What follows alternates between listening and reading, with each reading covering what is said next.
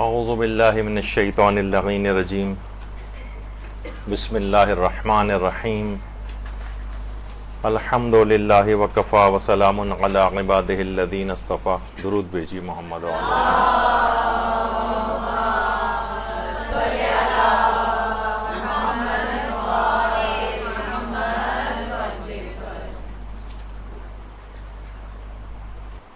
کس قدر خوش نصیبی ہے کہ آپ میں سے کچھ طالبات جو کہ جن کا نیا ایڈمیشن ہوا ہے اس دن سے کس قدر قریب یہ دن واقع ہوا ہے کہ جس میں ولادت باسعادت حضرت رسول خدا صلی اللہ علیہ وآلہ وسلم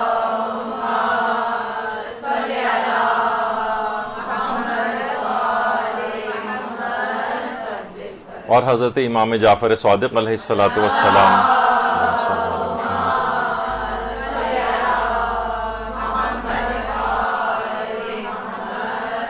واقع ہو رہی ہے. یعنی ایک طرف تو شہر علم کی ولادت ہے اور دوسری طرف اس عظیم شخصیت کی ولادت ہے کہ جو پورے کے پورا فقہ جعفری جن کے نام سے موسوم ہو گیا ہے، اور دونوں علم اور فضل کے اعتبار سے کس قدر نورانی شخصیات ہیں.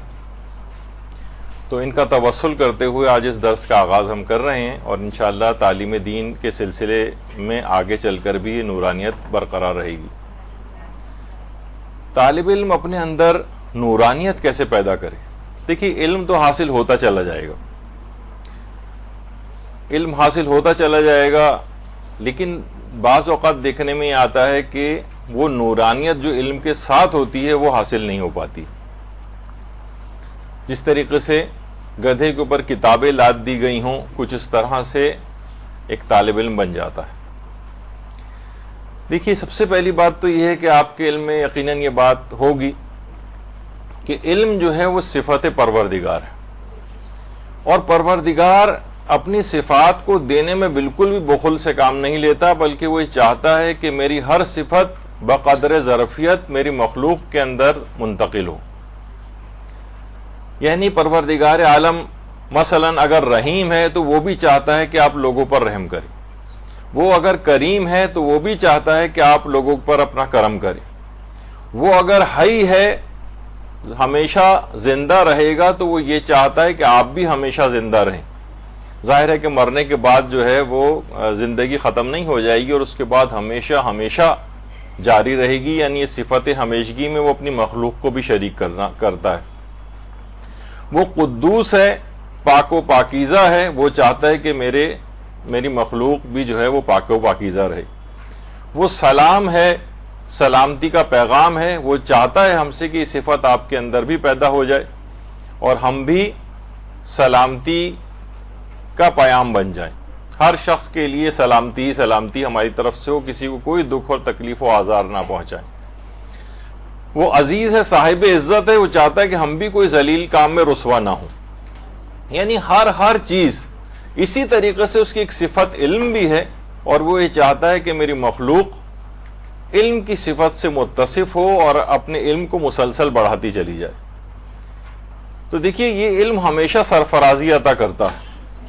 فرشتوں نے جب تخلیق آدم کے اوپر اعتراض کیا تھا تو آپ قرآن کے اندر پڑھتی ہیں نا، تو حضرت آدم کو علم ہی کی وجہ سے فوقیت اور برتری فرشتوں کے اوپر حاصل ہوئی. وَعَلَّمَ آدَمَ الْأَسْمَاءَ كُلَّهَا وَعَلَّمَ آدَمَ الْأَسْمَاءَ كُلَّهَا. یعنی وہ جو اسماء پروردگار عالم کی طرف سے دیے گئے تھے، جن کی تعلیم دی گئی تھی، اس علم کی بنا پر آدم کی برتری فرشتوں کے اوپر ظاہر ہوئی. اور آپ جو قرآن ہی کے اندر پڑھتی ہیں کہ عزیز مصر نے جب حضرت یوسف کو قید خانے میں قید کر دیا تھا تو اپنے اس علم کی برکت ہی کی وجہ سے جو علم تعبیر الرؤیا ان کو دیا گیا تھا، خوابوں کی تعبیر کا علم، اس سے ان کو وہاں سے رہائی نصیب ہوئی تھی. یعنی علم ہر جگہ اس طرح سے نجات کا سامان مہیا کرتا چلا جاتا ہے. اور آپ دیکھتی ہیں کہ غار حرا میں جو وحی نازل ہوئی تھی، اس میں جو ابتدائی آیات تھیں، ابتدائی تقریباً 5 آیات، وہ یہی حصول علم اور ذرائع حصول علم سے متعلق تھی. تو یہ تمام چیزیں ایسی ہیں. اچھا اس میں مرد حضرات کا بھی ایک اپنا رول ہے, خواتین کا بھی اپنا ایک رول ہے. خواتین البتہ اپنی فعالیت کا ادراک کریں کہ علم دین کے سلسلے میں دیکھیے عام طور پر جو عام علوم ہیں ہم دیکھتے ہیں میڈیکل سائنس کے اندر خواتین مردوں سے آگے جا رہی ہیں. کسی بھی جگہ آپ چلے جائیں میڈیکل کالجز کے جو پوائنٹس گزر رہے ہوتے ہیں, اب یہ کہا جانے لگا ہے کہ لڑکوں کو جو آگے بٹھایا جائے اتنی کم تعداد ان کی ہوتی ہے, باقی سب میں لڑکیاں مثلا بیٹھیں گی. اسی طریقے سے انجینئرنگ یونیورسٹیز میں چلی جائیں, کامرس میں آپ دیکھ لیں جا کر, بزنس ایڈمنسٹریشن اور جتنے بھی شعبہ ہے زندگی, ہر جگہ خواتین چھاتی چلی جا رہی ہیں. اخبارات میں آپ دیکھتی ہیں پوزیشن ہولڈرز کی جتنی تصویریں آتی ہیں اس میں زیادہ تر سب خواتین ہوتی ہیں. پھر کیا وجہ ہے کہ علم دین میں خواتین پیچھے جا رہی ہیں؟ یہ آپ دیکھ لیں کہ بہرحال اگر ایک سرسری مطالعہ کریں تو خاص حد سے زیادہ خواتین آگے نہیں ہیں, لیکن وہ اس میں تقریباً مردوں کا اس طرح سے شعبہ ہے. حالانکہ پوٹینشیل آپ کے اندر بہت زیادہ ہے. وہ جو میں اکثر, کیونکہ یہ تقریباً 19 سال ماشاءاللہ سے مدرسے کو ہو گئے ہیں جو اس طرح سے ٹینیور اسٹارٹ اس کا جو ہوتا ہے اور سیشن اسٹارٹ ہوتا ہے, تو اس میں ابتدائی طور پر پہلی کلاس مجھے اور سر وسیم ہم کو لینا پڑتی. تو ہم تقریباً 19 سال سے یہ اسی متعلق بات کرتے آ رہے ہیں, اور اس میں کبھی کبھار میں نے یہ واقعہ بھی سنا ہے جو عالم بعمل شیخ محسن علی نجفی صاحب قبلہ فرماتے ہیں. وہ فرماتے ہیں کہ 2 کمزوریاں خواتین کی ایسی ہیں جو تبلیغ دین میں ان کی خوبیاں بن سکتی ہیں. میں نے اس دفعہ پہلے بھی سنائی تھی یہ بات ان کی, بہت کیونکہ ہے بہت اہم بات. تو پہلی خامی بظاہر دنیاوی ہے کہ بولتی بہت ہے. اچھا جب بولتی بہت ہیں تو ظاہر ہے کہ اس تبلیغات کے اندر بولنا ہی پڑتا ہے. خاموش رہنے والا آدمی کیا تبلیغ کرے گا؟ تو یہ بظاہر دنیاوی ایک لحاظ سے خامی ہے ان کی, لیکن تبلیغات کے اندر یہ خوبی بن جاتی. دوسری کہتے ہیں دنیاوی خامی ہے کہ پیٹ کی بہت ہلکی ہوتی. لائٹر ٹون میں انہوں نے بہرحال بات کی تھی, یعنی آج ادھر ایک بات پتہ چلے اور پورے معاشرے کے اندر وہ پھر ٹیلی کاسٹ ہو جاتی. تو کہتے ہیں تبلیغات میں یہی ہے کہ ادھر آپ کے پاس علم آئے اور اس کو پوری دنیا کے اندر آپ ہر جگہ جتنا بھی ہو سکے جو ہے اس کو پھیلا دیں. تو بہرحال یہ جو ہے یہ خصوصیت ہے. تو یہ دونوں چیزوں کو آپ دین کے اندر استعمال کر سکتی ہیں, اور یہی وجہ ہے کہ استاد محسن قرائتی فرماتے ہیں کہ یہ بھی لائٹر ٹون میں بات ہے, اس کو کوئی بہت ویسے سیریس نہ لے. وہ فرماتے ہیں کہ خواتین کو دین سکھا دو ورنہ یہ اپنا بنا لیں گی, یہ نیا بنا لیں گی خود ہی, یعنی اس سے پہلے کہ خود بنائیں ان کو پہلے دین سکھا دو. تو خواتین کی آپ دیکھتی ہیں گھروں کے اندر بھی کس طرح سے ایک خواتین کی ایک الگ فقہ چل رہی ہوتی ہے جو کہ اسلام سے ہٹ کر بھی ہوتی ہے بعض اوقات. تو اب دیکھیے مسئلہ کیا ہے کہ علم تو حاصل ہوتا چلا جائے گا, علم حاصل ہوتا چلا جائے گا, لیکن اس علم کے اندر جو نورانیت ہے اس کو کیسے حاصل کیا جائے؟ دیکھیے علم تو ایٹم بم بنانے والوں کے پاس بھی تھا, تو نقصان پہنچانے والا علم یا بے فائدہ علم حاصل نہیں کرنا ہے, بلکہ جو فائدے مند علم ہے اس سے جو نورانیت ہے وہ حاصل کرنی. تو اب سب سے پہلی جو چیز ہے کہ جس سے نورانیت حاصل ہو سکتی ہے, جو کہ سراپا نور ہے, وہ ہے کہ طالب علم کو مستقل بنیاد پر اور روزانہ تلاوت قرآن انجام دینی چاہیے. ورنہ یعنی قرآن کو چھوڑ کر کون سی نورانیت آئے گی اس میں؟ پہلی سب سے پہلی چیز ہے تلاوت قرآن. اچھا تلاوت قرآن, کتنی تلاوت قرآن روزانہ کی جائے, کتنی؟ دیکھیے ابتدائی طور پر اگر کوئی شخص تلاوت قرآن کا عادی نہیں تو بہرحال ہم اس کو یہ کہیں گے کہ وہ 40 آیات سے ابتدا کرے, 40 آیات قرآنی کم سے کم روزانہ اس کی تلاوت کرے. اس سے اس کے اندر ایک نورانیت پیدا ہوگی. تلاوت قرآن کیے بغیر کوئی طالب علم کبھی کسی مقام پر نہیں پہنچ سکتا. تو اس میں ترقی کر کے کچھ دن کے بعد وہ کوشش کرے کہ آدھا پارا, اور اگر محنت کر کے چاہے وہ ڈیوائیڈڈ اس کے اندر کیوں نہ ہو کہ 2 پیجز کسی وقت پڑھ لیے, ہر ایک 2-1.5 گھنٹے کے بعد, یا کسی بھی طور پہ اپنے دن میں ٹائمنگز اگر سیٹ کر لیے جائیں, تو اگر ایک پارا روزانہ پر لے جائے اس کو, تو آپ یقین کیجئے شروع میں شاید آپ کو بہت زیادہ لگے گا، ارے ایک پارہ ہم روزانہ کیسے پڑھیں گے، نہیں، بہت ہی آسان ہو جائے گا آپ کے لیے. اور کوشش کر کے دیکھیں، ایک پارے کی تلاوت کرتے کرتے اگر آپ اس پہ پہنچ گئیں کہ اور ایک سال بھی نہیں گزرنے پائے گا کہ آپ کو اپنے اندر بہت روحانی تبدیلی نظر آئے گی. ایک واقعاً ایک نورانیت آپ کو خود محسوس ہوگی، ایک آپ کو احساس ہوگا کہ ہاں میرے پاس کوئی ایک ایسی چیز حاصل ہو گئی ہے کہ جو کہ اس سے پہلے نہیں تھی. تو دیکھیں چیز ہی ایسی، کلام خدا کے اندر اتنی نورانیت ہے. ایک تو وہ نورانیت ہے جو کہ ویسے ہمیں محسوس ہوتی ہے، اور ایک ہے ظاہری نورانیت بھی ہوتی. کاظم ساروقی، کربلائی کاظم ساروقی، ان کا ہم کئی دفعہ اپنے جو لیکچرز یہاں پر ہوتے ہیں اس میں ان کا بہت تفصیل سے ذکر بھی کیا ہے. ایک ڈیڑھ گھنٹے کی کلاس بھی ان کے حالات کے اوپر ہوئی ہے.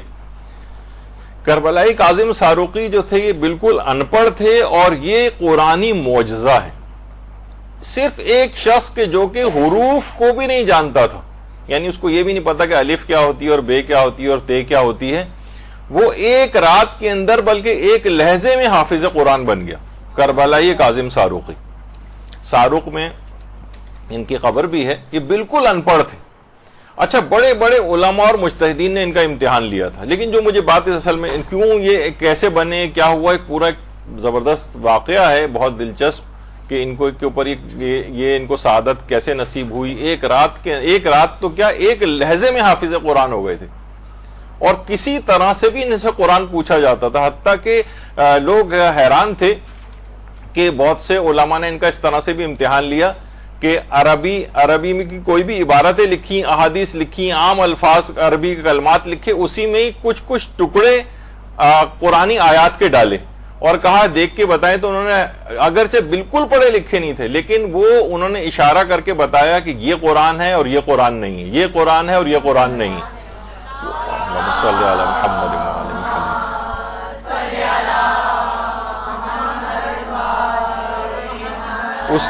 اس کی وجہ کیا تھی؟ وہ کہنے لگے کہ مجھے پڑھنا نہیں آتا، لیکن یہ کلمات نورانی شکل میں مجھے نظر آ رہے ہیں. اس میں قرآن کی ایک الگ ایک نورانیت، ظاہری نورانیت بھی ہے اور ایک باطنی نورانیت بھی ہے، جو کہ ہمیں اس کی تلاوت سے اور اس کے اوپر عمل سے جو ہے وہ بعد میں اس کا خود احساس ہوتا ہے. تو کربلائی کاظم ساروقی، بہرحال ساروق میں ان کی قبر مبارک بھی ہے، اور وہیں پر ہی باقاعدہ ان کی قبر کے ساتھ ہی لوگ بیٹھ کے تلاوت قرآن بھی کرتے ہیں. واقعتاً ایک قرآنی معجزہ ہے. تو اس میں جو میں بہرحال جو ایک بات جس سے میں جو چیز پیش کرنا چاہ رہا تھا آپ کے سامنے، وہ ایک نورانیت ہے ان کے، یعنی خود قرآن ایک بظاہر نور بھی ہے اور بباطن بھی نور ہے. تو اس کی تلاوت مستقل کرنے والا اس کے اندر خود بخود ایک نورانیت آتی جاتی ہے. تو طالب علم اس سے اپنے آپ کو بری الذمہ نہیں کر سکتا کہ میں تو بھی پڑھ رہا ہوں تو مجھے تلاوت قرآن کا مجھے ٹائم نہیں ملتا ہے. نہیں، ایسا نہیں ہونا چاہیے. اور جن افراد نے بھی، حتیٰ کہ جن خواتین نے بھی اپنا ارتباط قرآن سے بڑھایا، وہ اتنے بڑے مقامات پہ فائز ہو گئیں کہ ہم ہزار 1200 سال کے بعد بھی آج ان کا تذکرہ کر رہے ہیں. سیدہ نفیسہ، مصر کی خاتون، ان کا بھی کئی دفعہ اس سے پہلے بھی تذکر آ چکا ہے. حضرت امام حسن علیہ السلام کی نسل سے ہیں.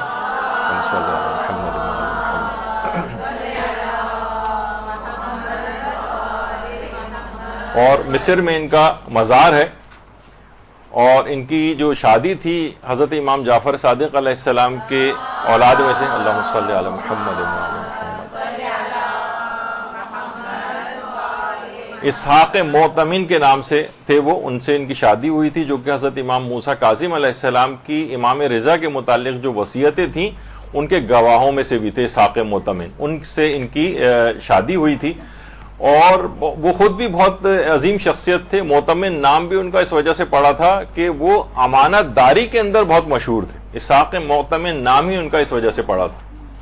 تو بہرحال جو سیدہ نفیسہ تھی یہ حافظہ قرآن تھی، حافظہ قرآن. اور باقاعدہ آغا ذبیح اللہ محلاتی انہوں نے کتاب لکھی ہے ریاحین الشریعہ، یعنی جو شیعوں میں بانوان دانشمند شیعہ، یعنی عقلمند ترین خواتین، ہوشیار ترین خواتین جو گزری ہیں، ان کے موضوع پر ایک جو ہے وہ کتاب لکھی ہے. اس میں ان کا تذکرہ کیا ہے.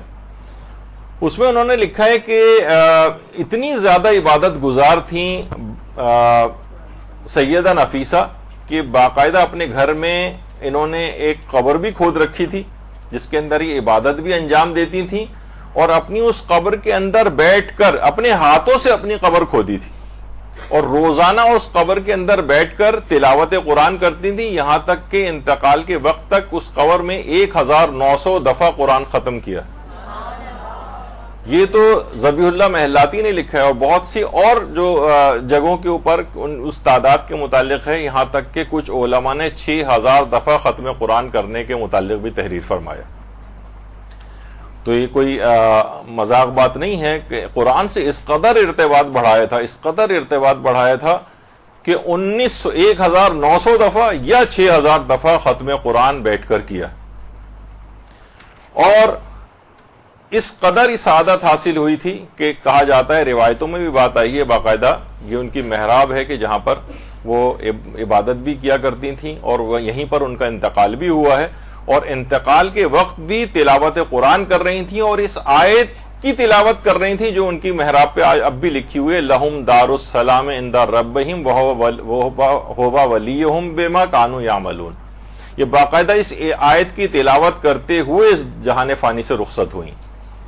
تو بہت قرآن سے اپنے ارتباط کو اس قدر بڑھا لیا تھا، اس قدر تلاوت قرآن، اور صرف یہی نہیں کہ بلکہ اس کی وجہ سے دیگر ان کو حاصل ہوئی نعمتیں اور فضیلتیں۔ 30 حج کیے، 30 حج سیدہ نفیسہ نے، اور انتہا سے زیادہ مالدار بھی تھیں، لیکن اس کے باوجود بھی تاریک دنیا کی طرح سے انہوں نے زندگی گزاری، اور علم اس قدر بڑھ گیا تھا کہ باقاعدہ برادران اہل سنت کے بڑے بڑے علماء، مثلا محمد ابن ادریس شافعی، وہ ان سے احادیث لینے کے لیے ان کے گھر تشریف لاتے تھے۔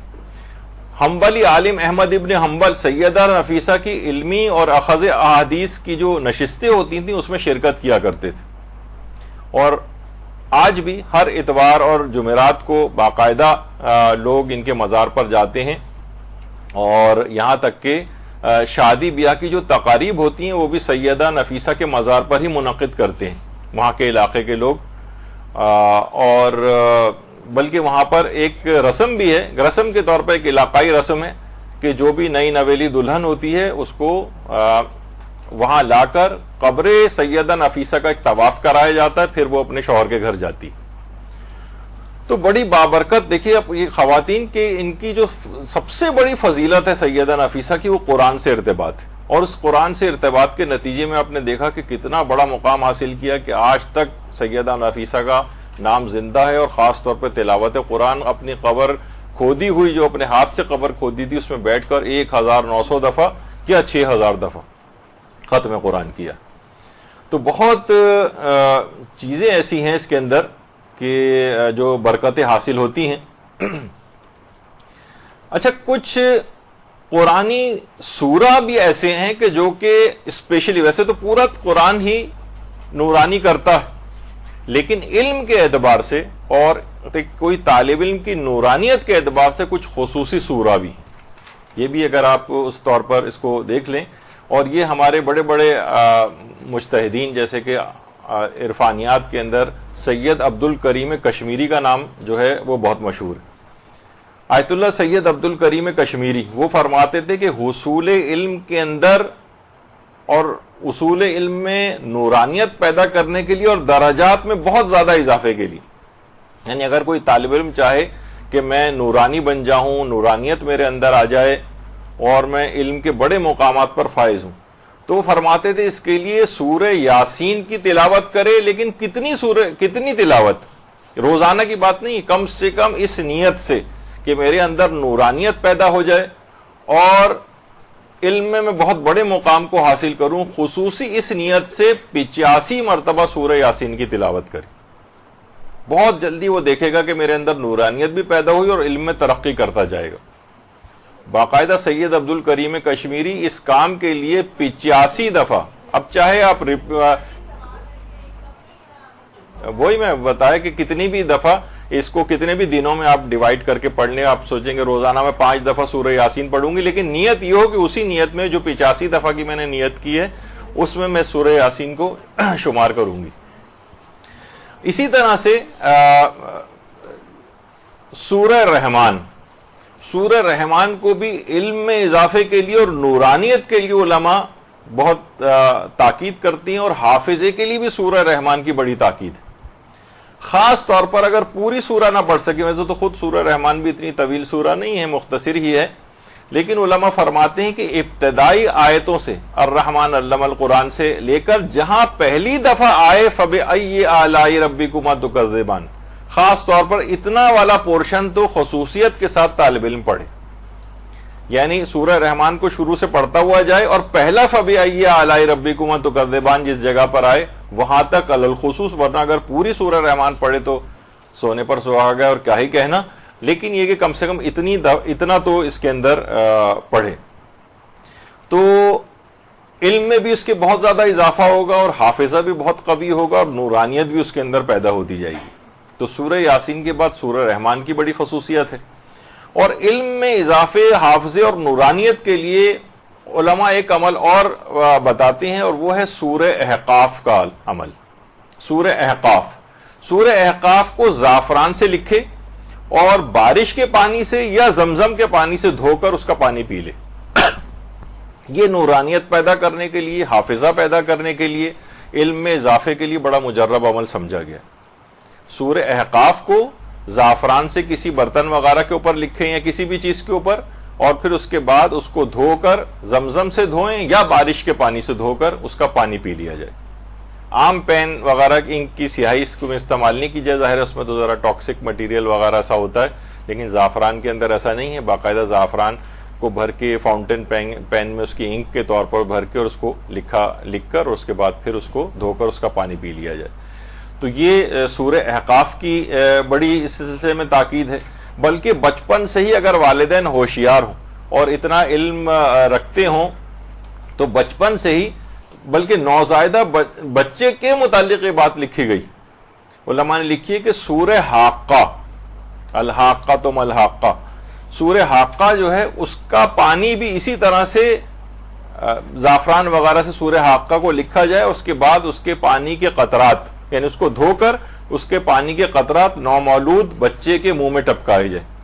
تو بچہ ذہانت کا پیکر بن جائے گا، یعنی ہوشیار اور ذہانتوں کا پیکر ہوگا، بلند علمی مقام حاصل کرے گا اور شر شیطان سے پوری زندگی محفوظ رہے گا. تو بہرحال یہ سورہ حاقہ کے متعلق ہے. یہ علم کے اعتبار سے جو میں نے کہا، ویسے تو پورا قرآن ہی نورانیت عطا کرنے والا ہے، لیکن خصوصیت کے ساتھ کچھ چیزیں علم سے متعلق بھی. تو ان چیزوں کی بہت اہمیت ہے، اس کو دیکھنا چاہیے. ہاں بس وہ اس تفصیل تو اس کی بہت ہوگی، پھر کس میں کون سی بوتل ہونی چاہیے، بوتل کا منہ کھلا ہو کہ بند ہو، اس کی تو فقہی مسائل بہت سارے الگ ہو جائیں گے پھر. تو بہرحال بوتل میں بھی ایک ساتھ بھی کر کے رکھ سکتے ہیں اور گاہے بگاہے استعمال کیا جا سکتا ہے. سورہ جن کو اگر کوئی شخص پڑھے، لکھے اور اس کا پانی پیے، سورہ جن کے متعلق بھی اس کی تلاوت بھی کرے، اس کے بعد اس کو لکھے، پھر اس کا پانی اگر پیے، تو اس کے اندر ایک خصوصیت پیدا ہو جاتی ہے کہ مناظرے میں اور ہر بحث میں وہ غالب رہے گا.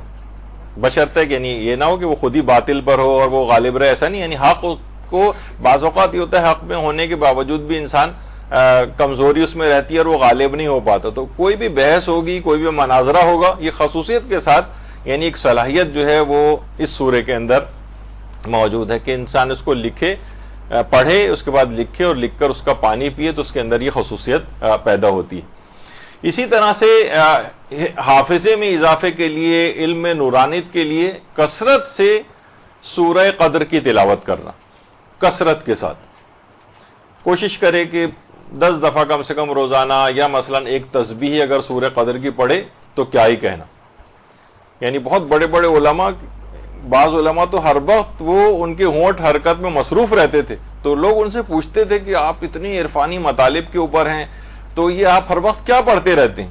تو انہوں نے یہ تو نہیں کہا کہ میں یہ پڑھتا ہوں، بلکہ کہا کتنا ہی اچھا ہو کہ انسان روزانہ 1000 مرتبہ سورہ قدر کی تلاوت کر لیا کرے. تو یہ بہرحال یہ کہ اٹھتے بیٹھتے، چلتے پھرتے، آتے جاتے اگر آپ اس سورہ کی تلاوت کریں اور روزانہ ایک تسبیح کم سے کم پڑھ لیں. انہوں نے تو 1000 دفعہ خیر سورہ قدر کہی, لیکن کم سے کم ایک تسبیح سورہ قدر کی روزانہ تو علم میں اضافے کے لیے, حافظے میں اضافے کے لیے اور نورانیت میں اضافے کے لیے بڑی مجرب سورہ سمجھی جاتی ہے. لہٰذا یہ قرآن کے ساتھ جو ارتباط ہے یہ طالب علم کو نورانی بننے کے لیے لازمی اپنے اندر پیدا کرنا پڑے گا. اور پھر جب روزانہ کی بنیاد پر جو تلاوت قرآن ہوگی تو پھر آپ خود دیکھیں گے کہ کتنی تبدیلی آپ کو علم و دانش کے اعتبار سے بھی اپنے اندر محسوس ہوگی, اور ایک نورانیت کا ایک باقاعدہ آپ کو ایک احساس ہوگا اپنے اندر. اچھا, قرآن کے ساتھ ساتھ قرآن کی تلاوت تو کرنا ہی ہے, دوسری نورانیت پیدا کرنے کی چیز ہے کلام معصومین. کلام معصومین علیہم السلام. درود بھیجیے محمد علیہ.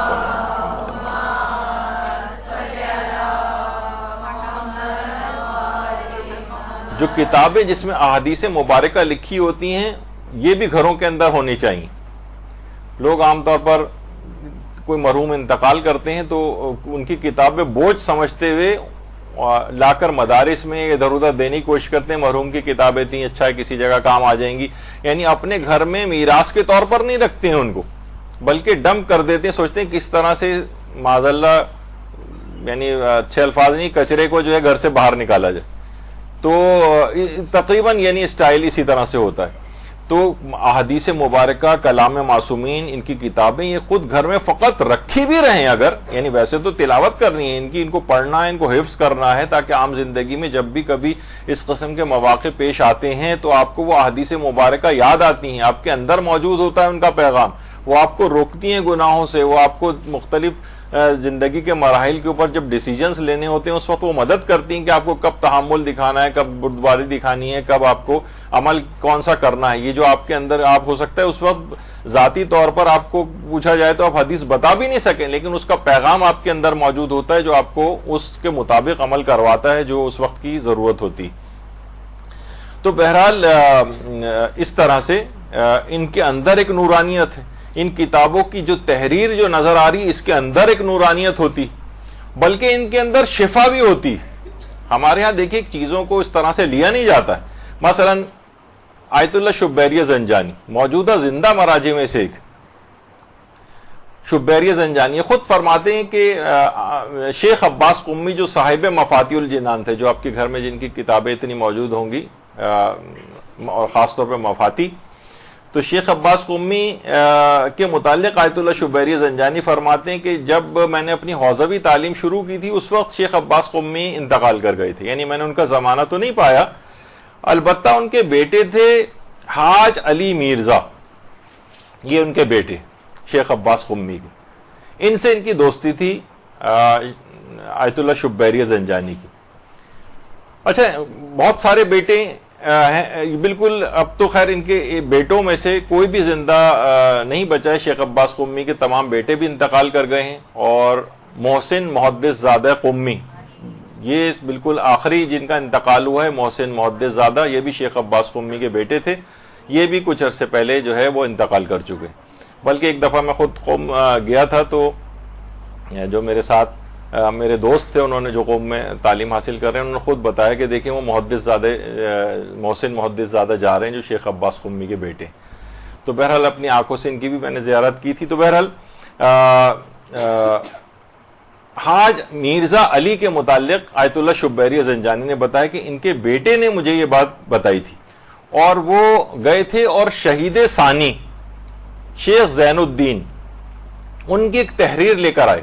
یہ شیخ زین الدین کی ہاتھ کی تحریر, اور وہ حاج علی مرزا جو تھے یہ شہید ثانی کی اس تحریر کو لے کے آیت اللہ شبیری زنجانی کو دکھانے کے لیے لے کے. میں ایک دفعہ ایک کتاب کے سلسلے میں ان کے پاس گیا تھا, حاج مرزا علی مرزا کے پاس جو شیخ عباس قمی کے بیٹے تھے, تو یہ ایک تحریر لے کر آئے وہ, اور انہوں نے ایک واقعہ بھی بتایا. اچھا, میں بتا دوں پہلے کہ شہید ثانی کی جن کا بھی تذکرہ ہو رہا ہے, جن کی کتاب شرح لمع بہت مشہور ہے.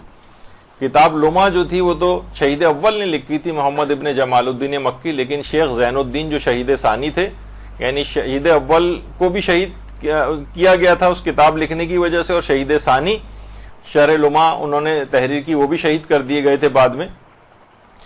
تو شبیری زنجانی یہ بات فرماتے ہیں کہ حاج علی مرزا نے مجھے یہ بات بتائی کہ میرے والد شیخ عباس قمی، ان کے ہاتھ پر انگلی پر ایک پھوڑا نکل آیا تھا، ایک دانہ، لیکن اس قدر تکلیف تھی، اس قدر شیخ عباس قمی کی تکلیف تھی کہ 3 دن تک میرے والد نے قلم ہاتھ میں نہیں پکڑ سکے تھے، اور یہ بات ایک قیامت سے کم نہیں تھی میرے والد کے لیے، کیونکہ وہ دائم الکتابت، یعنی ہر وقت لکھتے رہتے تھے، دائمی طور پر لکھتے رہتے تھے۔ 3 دن تک جو آدمی اس قدر تحریر کرنے کا عادی ہو اور وہ قلم تک نہ پکڑ سکے تکلیف کی وجہ سے، کہتے تھے کہ اتنی زیادہ تکلیف تھی شیخ عباس قمی کو کہ ابا کا اگر کونا بھی ہاتھ پہ چھو جاتا تھا تو درد سے چیخ نکل جاتی تھی ان کی، اور وضو کرنے میں بھی حد سے زیادہ تکلیف ان کے ہاتھ کو جو ہے وہ پہنچ رہی تھی۔ تو میرے والد نے، شیخ عباس قمی نے کہا کہ جاؤ شہید ثانی کی وہ تحریر لے کر آؤ۔ شہید ثانی کی تحریر کو لایا گیا اور کہا کہ میں تبرک اور شفا کی نیت سے اس تحریر کے اوپر ہاتھ پھیرتا ہوں۔ انہوں نے اسی وقت کہہ رہے میرے والد نے شہید ثانی کی اس تحریر، جو یہ والی تحریر، یعنی یہ جس کا عکس آپ کے سامنے، اس کے اوپر انہوں نے ہاتھ پھیرا اور کہہ رہے ہیں اسی وقت درد بالکل غائب ہو گیا اور مکمل شفا یابی نصیب ہو گئی۔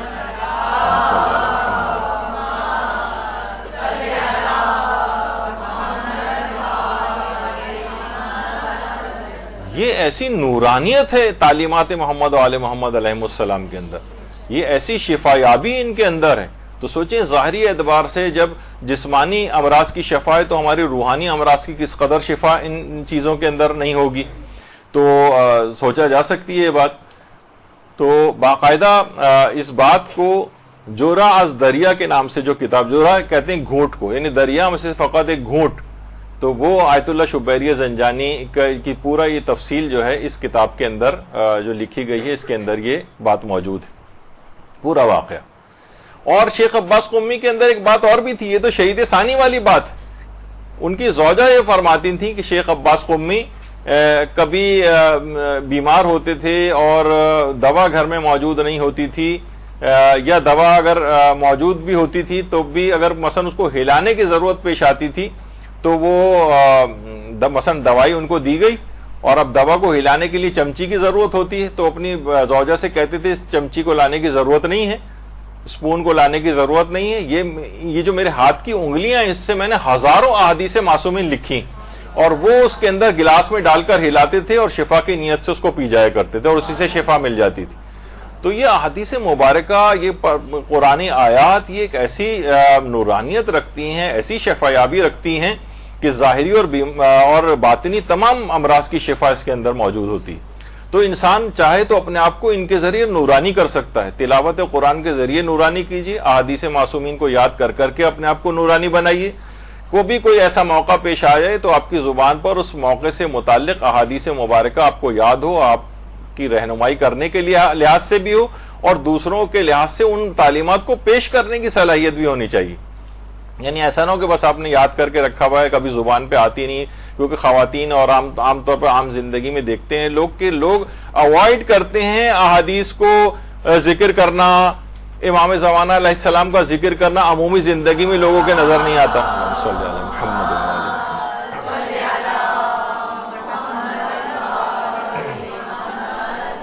اور ان کو باقاعدہ آداب کے ساتھ پڑھنا چاہیے، باقاعدہ اچھی نیتوں کے ساتھ پڑھنا چاہیے ان چیزوں کو۔ یہاں تک کہ ابھی آپ نے شاید دیکھا بھی ہوگا، کچھ خواتین جو سنتی ہیں علماء کے، مثلا مولانا علی مرتضی زیدی صاحب یہاں پر بھی آتے ہیں پڑھانے کے لیے، انہوں نے خود اپنا ایک ایکسپیرینس بتایا، کہنے میں نے جن لوگوں کو بتایا انہوں نے اس سے بہت استفادہ کیا۔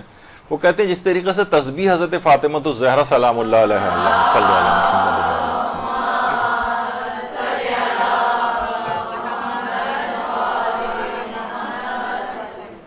پہلی تو چیز یہ ہے کہ تسبیح کو ہمیشہ اچھے طریقے سے ہی پڑھنا چاہیے، اس کو صحیح الفاظ کے ساتھ پڑھنا چاہیے، جتنی تیزی کے ساتھ ہم پڑھتے ہیں اس میں صحیح الفاظ اور مخرج بھی صحیح طور پر ادا نہیں ہوتے ہیں۔ اللہ اکبر اللہ اکبر اللہ اکبر یہ اس طرح سے پڑھ رہے ہیں، سبحان اللہ سبحان اللہ سبحان اللہ پڑھ رہے ہیں، یعنی بالکل اس میں جو صحیح تلفظ ہے تو شاید اس وجہ سے بھی اس کے اتنے اثرات نہیں ہوتے ہوں، کیونکہ آپ نے ان کلمات کو اس طرح سے کہا ہی نہیں جس طرح جو حق ہے ان کو کہنے کا صحیح طور پر ادا ہونا چاہیے۔ لیکن وہ فرماتے ہیں کہ دیکھیے اگر آپ نیت کریں کہ ویسے تو دیکھیے تسبیح زبان سے جاری ہوتی، تو کوشش یہ نیت یہ کریں کہ یہ تسبیح جو میں تسبیح حضرت زہرا پڑھ رہی ہوں یہ میں اپنے قلب سے جاری کر رہی ہوں. انہوں نے کہا کہ جب یہ والی نیت ہو جاتی تو قلب سے، دیکھیے دل کا کام کیا ہے؟ پورے جسم کو خون سپلائی کرنا، ایک ایک سیل کے اندر یہ خون جاتا ہے. تو گویا یہ تسبیح آپ کے دل سے نکلے گی اور اس کے بعد ایک ایک جسم کے سیل تک پہنچے گی. پورے جسم میں ہمارے 75 ٹریلین سیلز ہیں، 75 خرب سیلز ہمارے جسم کے اندر ہیں. ایک ایک سیل کے اندر آپ نیت یہ ہوگا کہ یہ جو میں تسبیح پڑھ رہی ہوں یہ میں اپنے قلب سے جاری کر رہی ہوں. اس کے اثرات جہاں جہاں تک اس قلب کے ذریعے پہنچیں اور وہ اس جگہ پر پہنچے تو ہر جگہ نورانی ہوتی چلی جائے گی. یعنی باقاعدہ انہوں نے کہا ہے کہ 1 سال تک اگر کوئی اس عمل کو کرے یا طویل تھوڑے دن کچھ عرصے تک کرے تو باقاعدہ اپنے اندر 1 سال کے بعد ایک تبدیلی نمایاں طور پر محسوس کرے گا. تو بعض اوقات کچھ یہ چیزیں ہیں علماء کی ہیں تو ان کو پورے اس شوق ذوق اور اچھی نیتوں کے ساتھ ان کو جو ہے وہ انجام دینا چاہیے. تو مکمل نور، ہماری گفتگو بھی یہی ہے کہ نورانیت آ جائے تو یہ نور پورے دل سے نکل کر تمام اعضاء و جوارح کے اندر پھیل جائے گا، 75 خرب سیلز کے اندر پہنچ جائے گا. تو یہ باقاعدہ اس نیت کے ساتھ اس کو جو ہے وہ پڑھا جائے. اور علماء کی تو دیکھیے ہم تو عام طور پہ کیا کرتے ہیں ایک دوسرے کو گفٹس وغیرہ بھی دیتے ہیں. ایک سالگرہ ہو رہی ہے تو اپنا صرف فقط مادی چیزوں کے اوپر تحفہ دینے کے لیے ہوتا ہے.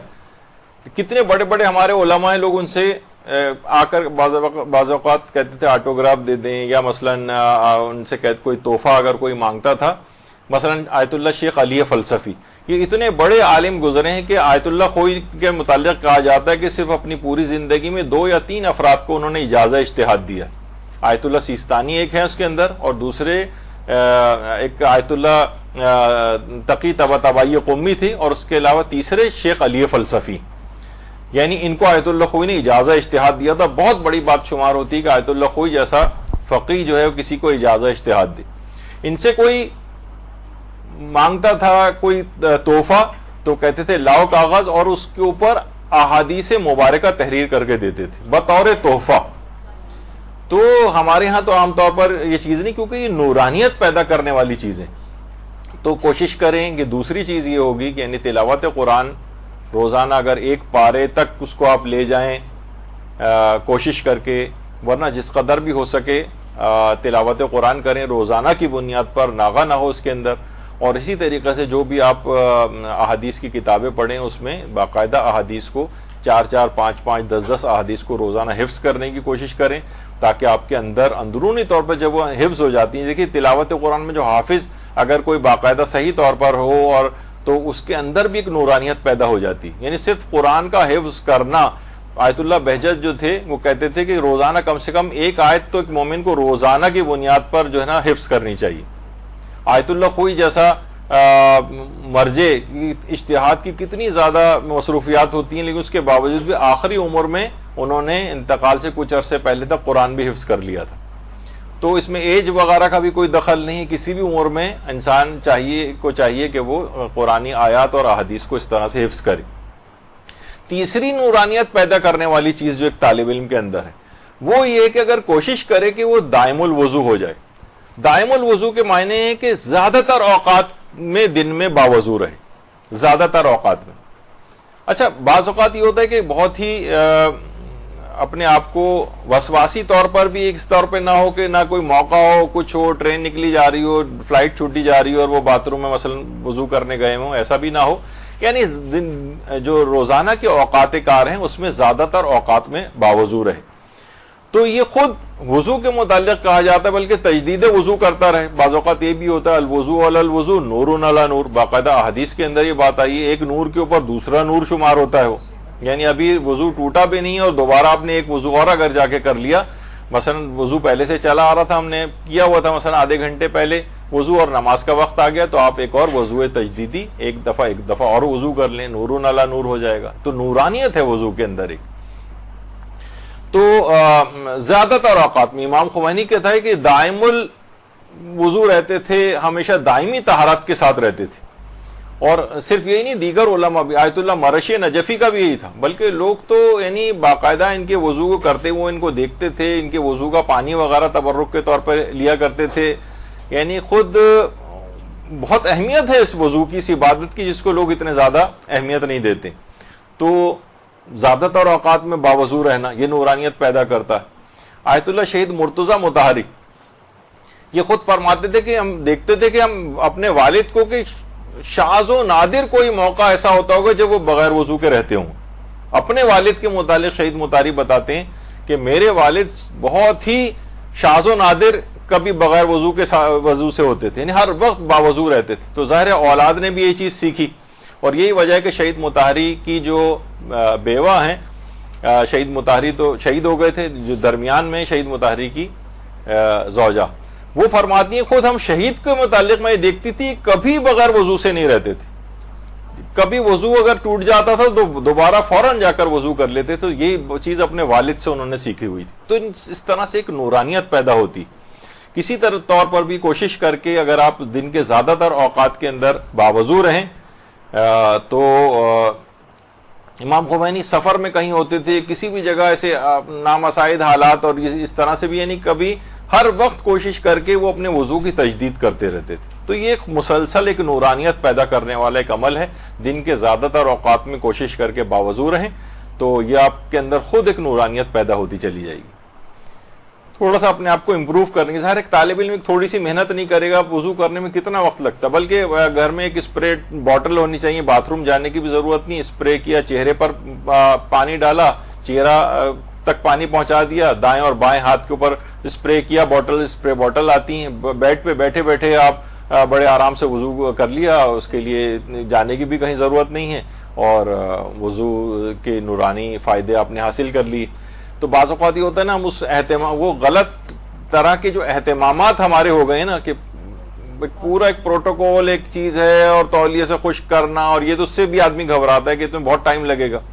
تو یہ جو افراد حج اور عمرے اور زیارات پہ جاتے ہیں، وہ دیکھتے ہیں اسپرے بوٹل سے، وہ کتنی وہیں بیٹھے بیٹھے یا بس میں بیٹھے ہوئے ہیں. اب ظاہر ہے وضو کرنے کہاں جائیں گے، وہیں بیٹھے بیٹھے وضو کر لیا انہوں نے، اور مستحب نمازیں پڑھتے ہوئے جا رہے ہیں اپنی سیٹ پہ بیٹھے ہوئے. تو یہ بہت ساری چیزیں ایسی ہیں کہ جو کہ انسان کو سیکھنی چاہیے. اچھا، اب اس کے بعد یہ تو ہو گئی ایک چیز. اس کے بعد پھر ایک چیز اور بھی ہے، علماء کہتے ہیں کہ قبلہ رخ ہو کر اگر مطالعہ کریں گے تو اس کے اندر نورانیت آتی، وہ چیز بھی یاد ہوتی. مثلا تقریباً اگر آپ جیسے ابھی کی، میں نہیں کہہ رہا کہ آپ ابھی ایسا ہو جائے، یعنی میں بتا رہا ہوں کہ قبلہ رخ صرف تھوڑا سا لیفٹ پہ ہونے سے قبلہ رخ، مثلا قبلہ آپ کے تو گھر میں بھی کبھی پڑھ رہی ہو، کوشش کریں کہ کرسی میز یا اس طرح سے اگر کوئی ہو، اور ممکن ہو قبلہ رخ ہونا، پڑھائی کے وقت قبلہ رخ ہونا اگر ممکن ہے تو آپ کوشش کر کے قبلہ رخ ہو کر پڑھیں. خود قبلہ رخ ہونے میں اور خانہ کعبہ کی طرف سمت کرنے میں، آپ دیکھتی ہیں ریڈیو کی خاص سمت کے اندر جب اس کی وہ سوئی جاتی ہے تو وہ فوراً سگنلز کو کیچ کرتی، اور ورنہ آپ ویسے گھمائیں ادھر ادھر تو نہیں ہے. پہلے بوسٹرز اور وہ سب لگے ہوتے تھے، اینٹینا ہوتے تھے، خاص سمت کے اندر جب اس کو گھماتے ہیں ڈش اینٹینا کو تو پھر وہ سگنلز کو ریسیو کرتا ہے. تو بعض اوقات قبلہ رخ ہو کر اگر مطالعہ کرتے ہیں تو اس میں سمجھیں ایک لحاظ سے آپ کو سگنل زیادہ پروردگار کی طرف، یعنی کہ فہم میں اضافہ ہوگا، حافظے میں اضافہ ہوگا، نورانیت میں اضافہ ہوگا. کوشش کریں کہ قبلہ رخ ہو کر جتنا بھی ممکن ہو سکے اس کو پڑھیں. بلکہ بہت سے علماء تو اس کے بھی قائل ہیں، اگرچہ کوئی الگ سے کسی روایت میں تو نہیں آئی یہ چیز، لیکن وہ کہتے ہیں کہ ہم نے یہ دیکھا کہ نارمل بھی اگر کوئی مطالعہ نہیں کر رہے، کوئی ذکر نہیں کر رہے نمازوں میں کے اوقات میں، تو خیر وہ تو قبلہ رخ ہو کر ہی پڑھی جائیں گی. لیکن ویسے بھی اگر صرف بیٹھے ہوئے ہی ہیں اور قبلہ رخ ہو جائیں تو وہ بھی برکت کا باعث ہوتا ہے. یعنی صرف فقط ایسی بیٹھے ہوئے ہیں، بات چیت ہو رہی ہے، وہ بھی قبلہ رخ. تو بہرحال اس میں کسی وسوسے اور اس کی طرف نہ جائیں، کم سے کم مطالعے کے وقت قبلہ رخ ہو جائیں اگر ممکن ہو. اچھا، اب اگلی چیز جو کہ نورانیت پیدا کرتی ہے، ورنہ بے برکتی آتی ہے، ورنہ نحوست آتی ہے، وہ ہے استاد کا احترام. یعنی جس قدر انسان اپنے استاد سے متواضع رہتا ہے اسی قدر اس کا علم بڑھتا ہے. اور علماء فرماتے ہیں اللہ کی عادات میں سے ایک ہے، اللہ کی عادت، یعنی یہ جملہ تو اتنا نہیں اردو میں شاید مناسب لگتا، لیکن اللہ کی عادت یہ ہے کہ اگر استاد راضی نہ ہو تو علم اس شخص کے پاس آ نہیں سکتا، یا کم سے کم وہ نورانیت علم منتقل نہیں ہوتی۔ اور آپ کو پتہ یہ روایتوں میں بھی بات آئی ہے کہ خوشامد ویسے کسی کی پسند نہیں کی گئی ہے، لیکن عالم کی اور استاد کی خوشامد کرنا جو ہے وہ مذموم نہیں۔ انسان اپنے استاد کے سامنے تذلل اور انکساری اور تواضع جتنی اختیار کرتا ہے اتنی ہی اس کے اندر نورانیت علم جو ہے وہ بڑھتی۔ اچھا، علماء نے ایک چیز اور بتائی، میں نے کسی روایت میں تو نہیں پڑھی لیکن اقوال علماء میں ایک چیز دیکھی، وہ یہ کہتے ہیں کہ حافظے میں اضافے کا ایک عمل یہ کہ انسان اپنے استاد کے حق میں دعا کرے، اس کا اپنا حافظہ اگر قوی کرنا ہے اس کو تو اپنے استاد کے حق میں دعا کرے۔ تو بہرحال کچھ چیزیں ایسی ہیں جو کہ علم کے لحاظ سے اور حافظے کے لحاظ سے، بلکہ علماء تو یہ کہتے ہیں کہ تحصیل علم کے اندر 4 چیزوں کا ادب بڑی خصوصیت کے ساتھ، ایک تو مسجد کا ادب، دوسرا مدرسے کا ادب، مدرسے کے بھی آداب، یہ نہیں کہ مثلا اگر آپ یہاں بیٹھی ہوئی ہیں، آپ دیکھ رہی ہیں بلا وجہ لائٹ جل رہی ہے، آپ اس کو بند کر دیں، کوئی چھالیاں کھا کے کسی نے اس کا ریپر جو پھینکا ہوا ہے نیچے، ٹافیاں کھا کے ادھر ادھر کچرا کیا ہوا ہے کسی نے، یا کوئی بھی اس طرح کی چیز، تو اس کو اٹھا کے ایک طرف، کہ مدرسے کا خود ایک تقدس ہے، تعلیمات محمد و آل محمد، جس طرح انسان مسجد کی صفائی کرتا ہے، جس طرح انسان اس کو وہاں پہ کوئی اس طرح کی کوئی چیز دیکھ کے اس کو ہٹا کے ایک طرف کر دیتا ہے، ہم دیکھتے ہیں کہ لوگ اس کا خیال نہیں کرتے۔ رمضان میں یہاں پر ہوتی ہیں افطار مساجد کے اندر، لوگ گٹھلیاں ہر قدم پہ ایک گٹھلی پاؤں میں چپکتی ہوئی جاری ہوتی ہے کھجور کی، تو یہ مناسب نہیں ہے اس طرح سے، لوگ یعنی ان کو اہمیت کا احساس ہی نہیں کہ کس جگہ کے اوپر عبادت مسجد کتنی عظیم جگہ ہے۔ تو مدرسہ بھی کسی طور پر بھی اس انداز سے کم نہیں کہ یہاں تعلیمات دی جاتی ہیں، تو انسان کو چاہیے کہ اس کا بھی ایک، تو مسجد کا 4 چیزوں کا احترام ہے، اس میں ایک مسجد کا احترام ہے، مدرسے کا احترام ہے، تیسری چیز ہے کتاب کا احترام۔ کتاب کا احترام ایسی اٹھا کے زمین کے اوپر رکھ دینا، کتاب کے اوپر مثلا کوئی بھی کھانے پلیٹ وغیرہ رکھ کے کھا رہے ہیں، یا کوئی بھی اس طرح کی چیز، ایک کتابوں کے اوپر بہت ساری چیزیں آپ اپنے چشمہ اور فلاں اور یہ وہ سب کتاب پہ اس طریقے سے کسی بھی چیز پہ رکھ دیا، نہیں، علم کو کے جو ذرائع اس طرح کے ان کا خاص احترام۔ اور چوتھی چیز احترام کی، وہ علماء یہی کہتے ہیں کہ جو علم تحصیل علم میں جن 4 چیزوں کا احترام ہے اس میں ایک ہے استاد کا احترام۔ تو بہرحال یہ چیزیں ایسی ہیں کہ ان کا خصوصیت کے ساتھ۔ اچھا، پھر ایک چیز البتہ اور بھی ہے جو عام طور پر خیال نہیں کیا جاتا، وہ ہے والدین کا زیادہ احترام اب آپ کو کرنا ہے، ان کی اطاعت آپ کو زیادہ کرنی، اس سے آپ کی ایک تو عمر میں برکت ہوگی، بلکہ کہا جاتا ہے کہ والدین کی خدمت سے عمر میں برکت ہوتی ہے اور استاد کی خدمت سے علم میں برکت ہوتی، یعنی والدین کی انسان خدمت کرتا ہے اور ان کے حق میں دعا کر رہا ہے، ان کی کوئی کوتاہی ان سے نہ ہو جائے، تو اس سے اس کی عمر میں برکت ہوتی ہے، اور استاد کے لحاظ سے اگر یہ چیزیں ہوں تو اس کے علم میں برکت ہوتی۔ تو استاد، اچھا دیکھیے والدین کے لحاظ سے کتنے علماء ہیں ایسے ہیں جو اپنی اس عمر میں جبکہ خود بھی بزرگ ہو چکے ہیں لیکن اپنی والدہ کی مثلا اس انداز سے خدمت کر رہے ہیں، تو یہ ایک بڑی بہت برکت والی چیز ہے، اس سے خود علم میں بے تحاشا جو ہے وہ اضافہ ہوتا ہے۔ والدین بوڑھے ہو گئے، ہم دیکھتے ہیں کہ بہت سی دینی خواتین جو ہیں چیخ کے جا کے بات کرنا اپنی والدہ سے، چھوٹی چھوٹی باتوں کے اوپر چیخنا چلانا، یہ سب برکت علم وغیرہ سب نورانیت سب ایک طرف بھول جائیے اگر والدین کے ساتھ اس قسم کا سلوک کسی کا ہے۔ آپ کا سلوک پہلے سے بہتر ہو جانا چاہیے، احسانات پہلے سے زیادہ ہو جانے چاہیے، بالکل اس طریقے سے ان کے سامنے عاجزی اور انکساری اختیار کرنا، کبھی بھی بلند آواز سے ان سے بات نہ کرنا، یہ سب چیزیں اس کا اہتمام ہونا چاہیے۔ تو ہم نے یہ بھی دیکھی یہ چیز کہ والدین کا اس طرح سے اگر کوئی احترام کرتا ہے تو علم میں بھی اس کی بہت زیادہ ترقی اس کو جو ہے وہ ملتی۔ والدین اب بوڑھے ہو جاتے ہیں، بزرگ ہو جاتے ہیں، بہت سی چیزوں میں ان کو زیادہ توجہ اور محبت کی ضرورت ہوتی، تو اس طرف واقعتاً دھیان دینا چاہیے۔ ہم دیکھتے ہیں کتنے بڑے بڑے علماء، اور وہ خود جو خدمتیں کر رہے ہیں، خود علی بہجت جو آیت اللہ بہجت کے بیٹے، یہ آیت اللہ بہجت ہیں، گھر میں یہ امام خمینی کے بیٹے بھی انہی کے بال کاٹا کرتے تھے، خدمتیں کر رہے ہیں، اور ہر بس سمجھیں جس طریقے سے غلام ایک گھر کے اندر ایک موجود ہوتا ہے نا، کوئی اس طرح سے اپنے والدین کی خدمت کرنا. آیت اللہ وحید خراسانی ان کے بیٹے یعنی خود بھی وہ مجتہدین بن گئے ہیں، ان کے علماء کے بیٹے، لیکن پھر بھی اپنے والدین کی اس طرح سے جو ہے خدمت کرتے نظر آتے ہیں. ہر جگہ بالکل اس طرح کو غلام ساتھ ساتھ چل رہا ہوتا ہے. بس میں بیٹھ کے مثلا درس خارج کے لیے آیت اللہ وحید خراسانی مثلا جا رہے ہیں تو وہ ساتھ بیٹھ کے جا رہے ہیں. تو اس سے ایک نورانیت علم جو ہے وہ حاصل ہوتی. اور استاد کے احترام میں خصوصیت یہ بھی ہے، دیکھیے ایک تو یہ ہے کہ بچپن سے یہ سب چیزیں سکھانی بھی چاہیے. مثلا ہمارے یہاں بہت سے طالب علم ہیں، مثلا ایک طالب علم ہے ہمارا اس وقت جس کو ہم نے یہ سرکل کیا ہوا اس کے اندر، رضا علی کاظمی. یہ یہیں پہ بالکل جو چھوٹے بچوں کی جو کلاسز ہوتی ہے اس کے اندر یہ بچہ جو ہے وہ پڑھا کرتا تھا. اور لیکن انتہائی عاجزی انکساری، اب ماشاءاللہ یہ نجف گئے ہوئے کئی سال ہو گئے، اب باقاعدہ عشرے پڑھنا شروع ہو گیا ہے.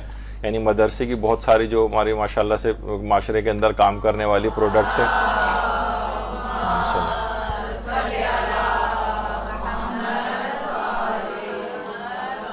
تو یہ اس سے بھی چھوٹا عمر میں یہاں پر آیا تھا، لیکن اس کے بعد یہاں پڑھتا رہا، لیکن عاجزی، تواضع، انکساری. اب بھی جب بھی کبھی بھی رضا علی کاظمی وہاں سے تشریف لاتے ہیں نجف سے، یہاں پر ضرور ملنے آتے ہیں، سب سے ملتے ہیں. یعنی ایک آدمی کے اندر کوئی اس لحاظ سے بات نہیں آ پائی کہ کوئی جس طرح ایک ہوتا ہے کہ بھائی اب تو ہم بہت پڑھ لکھ گئے ہیں تو اب وہاں کہاں اس پرانے چھوٹے مدرسے کے اندر جائیں گے، نہیں.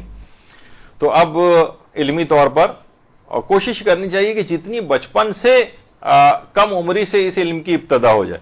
ہم دیکھتے ہیں آیت اللہ سیستانی 14 سال کی عمر میں معمم ہو گئے تھے. اب ان کے اس لحاظ سے کتنے بچے ایسے ہیں جو 10-10 سال کی عمر میں بھی صاحب امامہ جو ہے وہ ہو رہے ہیں. تو علم کے لیے ہم یہ لوگ اسی چکر میں زیادہ تر لگے رہتے ہیں کہ ابھی او لیول کر لے، ابھی اے لیول کر لے، ابھی انجینئرنگ کر لے، ابھی بس میڈیکل اس کا ختم ہو جائے تو پھر بہتر ہے کہ اس کے بعد یہ پڑھنے جائے. جب تک وہ تمام افراد جن کے ساتھ وہ بچہ پڑھ رہا ہوتا ہے، یا جا آ رہا ہوتا ہے، اٹھ بیٹھ رہا ہوتا ہے، وہ اپنا کام کر چکے ہوتے ہیں، اس کی توجہ سے ہٹ چکی ہوتی ہے، اور شاذ و نادر ہی کوئی پھر اس حصار سے نکل پاتا ہے. تو جتنی کم عمری سے اس کے اندر اس کو لگا دیا جائے، اس کا مائنڈ سیٹ خاص جگہ کے اوپر ہو جائے. ہم صرف یہ کہ ابھی یہ پڑھ لے، ابھی وہ پڑھ لے، ابھی وہ پڑھ لے، تو اس سے یہ ہوتا ہے کہ پھر وہ علم دین والا سیکٹر اس کا ہمیشہ کے لیے رہ ہی جاتا ہے. تو بہرحال چھوٹی عمروں سے اس کی جو ہے وہ ابتدا ہونی چاہیے. تو دیکھیے استاد وہ ہے کہ دیکھیے کہا جاتا ہے کہ والدین تو ایک گوشت پوشت کا ایک انسان تخلیق کرتے ہیں، لیکن اس کو سنوارتا ہے، اس کو اچھی روحانی اعتبار سے جو شکل دیتا ہے استاد اس کو دیتا ہے. اس کو سنوارنے بنانے کا کام یہ استاد کا کام ہوتا ہے. والدین تو صرف ایک لحاظ سے پیدا کر دیتے ہیں، لیکن استاد کا کام اس لحاظ سے بہت زیادہ ہے. تو بہرحال دیکھیے علم جو یہ ہے شعبہ، اس کو کس کے متعلق کہا جاتا ہے؟ یہ وقت بہت مانگتا ہے. یعنی آپ یہ سوچیں گے بس آپ یہاں آئیں گی، 1-2-3 گھنٹہ یہاں پر پڑھیں گی ایک پورے ہفتے میں ایک دن، اس کے بعد گھر چلی جائیں گی، پھر اس کے بعد اگلی اتوار کو پھر دوبارہ یہاں آ جائیں گی تو بہت علم حاصل ہو جائے گا. نہیں، کہا جاتا ہے کہ جب علم ایسی چیز ہے کہ جب تک آپ اس کو اپنی ذات کا مکمل، اپنی ذات کو اس کے سپرد نہ کرتے تب تک یہ اپنا جو حصہ ہے اس میں تھوڑا سا حصہ اپنا دیتا ہے، جب تک کہ آپ اسے پورے کا پورا اپنے آپ کو اس کے سپرد نہ کر دیں. پورے کا پورا علم پھر بھی نہیں ملتا ہے، یعنی پوری ذات کو اس کے سپرد کرنے کے بعد علم اپنا کچھ حصہ دیتا ہے. تو یہ ایک بڑی خصوصیت ہے. تو اس میں آپ کو وقت اپنے وقت کو بہت بچانا ہے. خواتین کے بھی اعتبار سے اور اب تو مرد حضرات بھی اس میں کم نہیں، اپنے وقت کو بہت ضائع کرتے ہیں، کل کرتے ہیں وقت کو مار دینا. ٹائم مینجمنٹ یہ آپ کو علی الخصوص سیکھنی ہے. کتنے دیکھیے ایسے حالات آتے ہیں، کئی دفعہ میں ان کا واقعہ، لیکن ہے بھی ایسا کہ علماء بھی بار بار ہی ان کا واقعہ بیان کرتے ہیں. امام خمینی فرماتے تھے کہ میرے استاد آیت اللہ شاہ آبادی جو ان کے برابر میں، آیت اللہ شاہ آبادی ہمیں واقعہ سناتے تھے. اور آیت اللہ شاہ آبادی کن کا واقعہ سناتے تھے؟ صاحب جواہر الکلام شیخ محمد حسن کا. یعنی اب پورا امام خمینی کہتے ہیں کہ میرے استاد آیت اللہ شاہ آبادی شیخ محمد حسن صاحب جواہر الکلام کی بات بتاتے تھے کہ ان کے جوان بیٹے کا انتقال ہو گیا تھا، شیخ محمد حسن کی جوان بیٹے کا انتقال ہو گیا اور کسی وجہ سے تدفین میں اگلے دن تک تاخیر ہو گئی۔ اچھا آپ دیکھیے، ایک حکم بھی ہے کہ میت کو اکیلا چھوڑنا مکروہ ہے۔ ہمارے ہاں تو اب یہ فیشن چل پڑا ہے کہ میت کو کسی بھی سرد خانے میں، کسی ریفریجریٹر وغیرہ کے اندر رکھوا دیا جائے جا کے، اس کے بعد سب گھروں کو جا کر سو جاتے ہیں۔ روایتوں میں بھی یہ بات آئی ہے کہ میت وحشت کرتی ہے، یعنی گھبراتی ہے اس سے، یعنی اس کے پاس کوئی نہ کوئی موجود ہو۔ تو صاحب جواہر الکلام گھر میں ہی میت رکھی ہوئی تھی، اسی کمرے کے اندر جا کر بیٹھ گئے اور جو کتاب تالیف کر رہے تھے جواہر الکلام، بڑی معرکۃ الآراء کتاب ہے جواہر الکلام، یہ سب جلدیں ہیں اس کی جو آپ کو نظر آ رہی ہیں، اس زمانے میں جواہر الکلام کی تالیف کر رہے تھے، تو کہنے ہیں پوری رات وہاں بیٹھ کر اپنے بیٹے کے جنازے کے پاس بیٹھ کر جواہر الکلام لکھتے رہے پوری رات، کیونکہ اس کو اکیلا چھوڑنا بھی میت کو مکروہ ہوتا ہے، تو کسی اور جگہ نہیں، تو وہیں بیٹھ کے انہوں نے جواہر الکلام کو آگے بڑھایا۔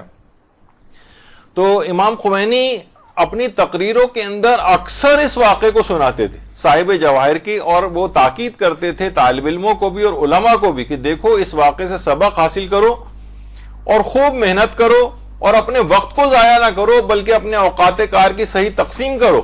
جو روزانہ کی تم نے اپنے معمولات سیٹ کر رکھے ہیں، کس وقت کیا کرنا ہے، کیا نہیں کرنا ہے، اور ایک معمولات زندگی ہوتے ہیں، کب کتنا پڑھنا ہے، کتنا لکھنا ہے، نامساعد حالات بھی ہو جائیں۔ اس سے زیادہ نامساعد حالات کون سے ہوں گے کہ گھر میں جوان بیٹے کا جنازہ رکھا ہوا ہے، لیکن اس کے باوجود بھی تعلیم کے سلسلے کو، اور وہ جو تالیف کا جو ایک سلسلہ تھا اور علم دین کی خدمت کا ایک تبلیغات کا جو ایک سلسلہ تھا، وہ اس دن بھی منقطع نہیں ہوا۔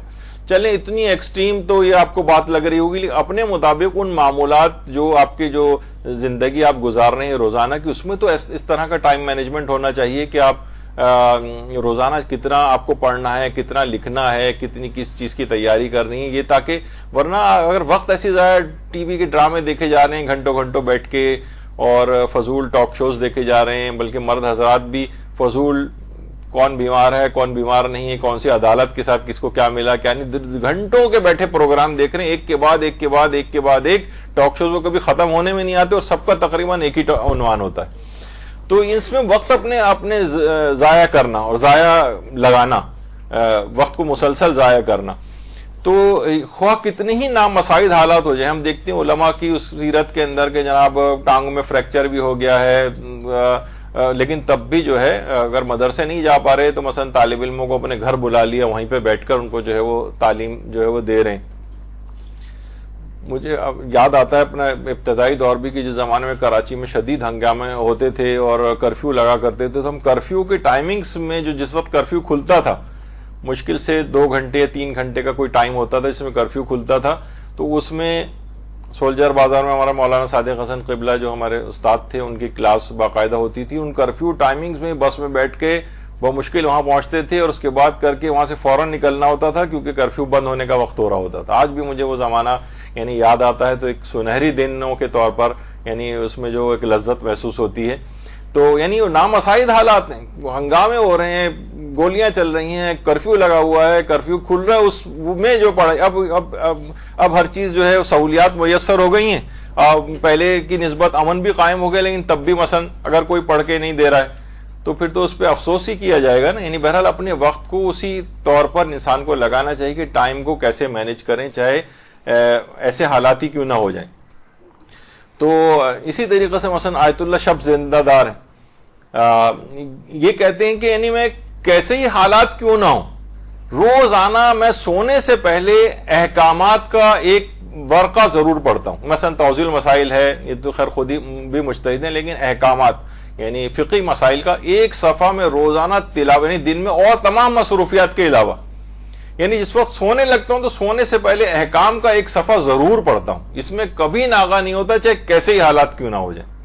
تو پھر دیکھیے، پھر انسان کا یہی ہے کہ جب ٹائم کو ایسے مینیج کرے گا، اپنے زندگی کے اس کو ایسا مینیج کیا جائے گا، اوقات کار کی تقسیم اس وہ بابرکت بنائی جائے گی، تو پھر اس میں ایک نورانیت پیدا ہوگی۔ کہا جاتا ہے نا کہ دو چیزوں کا طالب علم کے لیے ضیاع جو ہے سب سے زیادہ ہے. ایک ہے وقت کا ضیاع. لمبی لمبی آرزوئیں جو ہے نا یہ وقت کا ضیاع کرواتی. بہت ابھی یہ اور وہ روزانہ کے پروگرامز اور یہ کپڑے لینے ہیں تو بازار جانا ہے تو سلنے دینا ہے تو درزیوں کے چکر, یہ جو ہے یہ آپ کے وقت کو کل کرتے ہیں. اور دوسرا ہے دل کا ضیاع. آخرت پر دنیا کو مقدم کرنا یہ کہا جاتا ہے دل کا ضیاع ہے.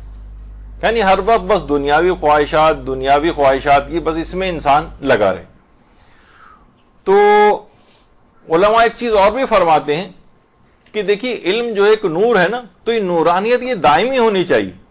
تو کوشش کریں ساری زندگی طالب علم رہیں, کبھی یہ سلسلہ منقطع نہ ہو, آپ کبھی فارغ التحصیل نہ ہو. جیسے علماء باقاعدہ دعا دیتے ہیں جب زیارات حج یا عمرے کے اوپر جو ہے لے کر جاتے ہیں, حج ختم ہو جاتا ہے یا احرام لوگوں کا اترتا ہے, تو وہ کہتے ہیں کہ آپ کا یہ ظاہری احرام تو اتر گیا, لیکن ہماری دعا ہے کہ آپ کا باطنی احرام کبھی نہ اترے. باطنی احرام یعنی اب کہ میں یہ نہیں کروں گا, یہ نہیں کروں گا, یہ نہیں کروں گا, یہ نہیں کروں گا. ایک تو ظاہری احرام کی جو حالت ہوتی ہے کہ یہ نہیں کر سکتے اور بال نہیں توڑ سکتے اور تیل نہیں لگا سکتے اور خوشبو کا استعمال نہیں کر سکتے اور جدال اور جھوٹ اور فیسق اور اس تمام چیزیں اس کے اندر آتی ہیں. تو کچھ ظاہری چیزوں کی پابندی ہے, اور ایک ہے آپ اس احرام سے جو یعنی انسان کی روح کو بھی پابند احرام ہو جانا چاہیے, لیکن وہ احرام کبھی نہ اترے.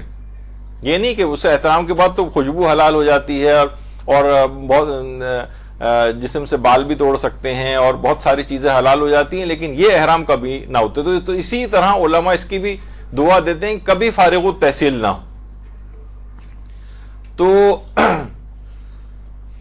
بہت سی طالبات ہماری ایسی ہیں جو مدرسے کو شاید یہ 19واں سال یہ سیشن ہے جو چل رہا ہے, تو شروع سے جو آئی تھی تو کچھ طالبات ابھی تک وہ آ رہی ہیں, پہلے پڑھتی تھیں اب پڑھاتی بھی ہیں ماشاءاللہ. تو یہ سلسلہ کبھی رکنا نہیں چاہیے. اور کہا جاتا ہے کہ جب بھی شادی شدہ آدمی کے متعلق یہ بات کہی جاتی کہ وہ ہمیشہ طالب علم رہتا ہے. بیوی کو لگتا ہے کہ ماں سکھا رہی ہے اور ماں ہی سمجھ رہی ہوتی کہ بیوی اس کو سکھا رہی ہے اور پڑھا رہی ہے, تو اس طرح یہ بیچارہ ساری زندگی پڑھتا ہی رہتا ہے, یہ کبھی ریٹائر نہیں ہوتا پڑھائی سے, تو اس کو طالب علم سمجھا جائے گا. یہ تو خیر ایک مذاق کی بات بیچ میں آ گئی تھی. تو طالب علم جب آیت اللہ وحید خراسانی کے پاس, اچھا ایک طریقہ کار بھی ہے کہ جب اپنے وطن جا رہے ہوتے ہیں تو خدا حافظی کے لیے آتے ہیں, تو آیت اللہ وحید خراسانی سے کچھ طالب علم ملنے کے لیے گئے. کہا یہ کیسے آئے؟ کہا کہ آقا فارغ التحصیل ہو گئے ہیں, آپ سے ملاقات کے لیے آئے تھے. تو آیت اللہ وحید خراسانی مسکرائے, کہا کہ بہت مبارک ہو کہ ماشاءاللہ اتنی کم عمری میں آپ فارغ التحصیل ہو گئے, میں 100 سال کے قریب ہو گیا اور ابھی تک فارغ التحصیل نہیں ہو سکا. تو اب یہ ہے کہ بلکہ یہ بھی کہا کہ پیغمبر اسلام تک اپنے آپ کو فارغ التحصیل نہیں سمجھتے تھے اور قل رب زدنی علما ہمیشہ دعا کرتے رہتے تھے.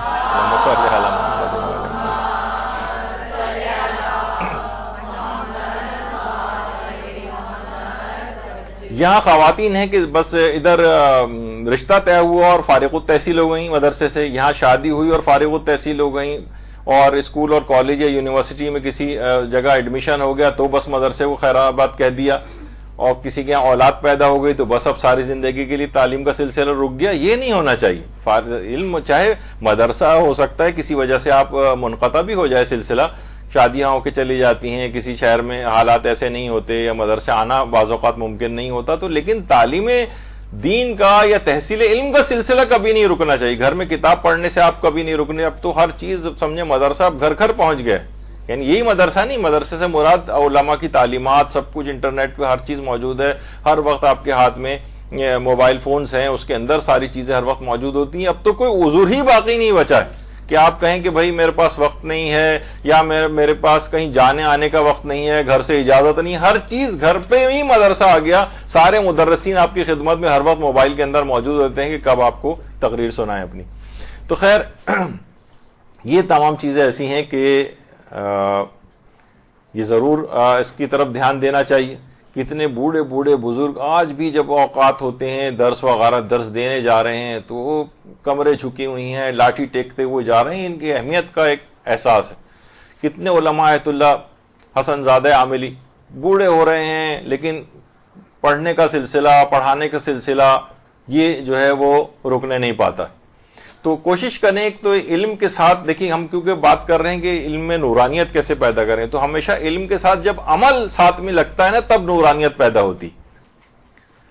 جس طرح دیکھیں وضو کرنے کا مقصد ہے طہارت کو حاصل کرنا. آپ وضو کیوں کرتی ہیں؟ تاکہ پاک و پاکیزہ ہو جائے، طہارت حاصل ہو جائے. اسی طرح علم کا مقصد ہے عمل کریں. علم کا اس کے علاوہ کوئی اور کام ہی نہیں ہے، ورنہ کیا یعنی صرف ایک آ گیا چند الفاظ آپ کو ازبر ہو گئے، لیکن عمل اگر کچھ نہیں ہے تو وہ علم بے فائدہ ہے، بلکہ شاید عذاب بن جائے وہ علم. تو کوشش یہ کریں کہ اس علم کے اوپر زیادہ سے زیادہ عمل کریں. عبداللہ ابن عباس فرماتے ہیں جو پیغمبر کے صحابی تھے کہ بعض مخلص اصحاب ایسے ہوتے تھے کہ وہ پیغمبر کے پاس آتے تھے اور 10 آیتوں کی صرف تعلیم حاصل کر کے جاتے تھے بس، اور کہتے تھے جب تک ہم ان 10 آیتوں کو اچھی طرح سمجھ کے ان پر عمل نہیں کریں گے تب تک اگلے اسباق کو لے کر نہیں جائیں گے یہاں سے. یعنی جب تک ان کے معنی جان کر ان آیات کے اوپر عمل نہیں کر لیتے تھے تب تک اگلا سبق لینے نہیں آتے تھے. کہ کیا فائدہ جب تک اگر ان آیات کے اوپر اگر عمل ہی نہ ہوا. جیسے میں نے ایک دفعہ ایک مومن کا واقعہ سنایا تھا، واقعتاً بڑی اچھی چیز ہے. وہ روزانہ تلاوت قرآن ایک صفحہ کرتے تھے اور پھر دیکھتے تھے صفحے کے اندر عمل کرنے کے لیے میرے اللہ کی طرف سے کیا پیغام ہے میرے لیے. اس پیغام کو نوٹ کر کے اپنے کاغذ کے اوپر لکھتے تھے، پورے کئی دن تک اس پر عمل کرتے تھے، اس کے بعد اگلے صفحے کے اوپر جاتے تھے. عمل کے اعتبار تلاوت جو کرتے ہوں گے وہ الگ ہے، لیکن عمل کے اعتبار سے روزانہ جو تلاوت ہو اس کے اندر آپ دیکھیں گے کون سی چیزیں میرے عمل کی ہیں اس میں.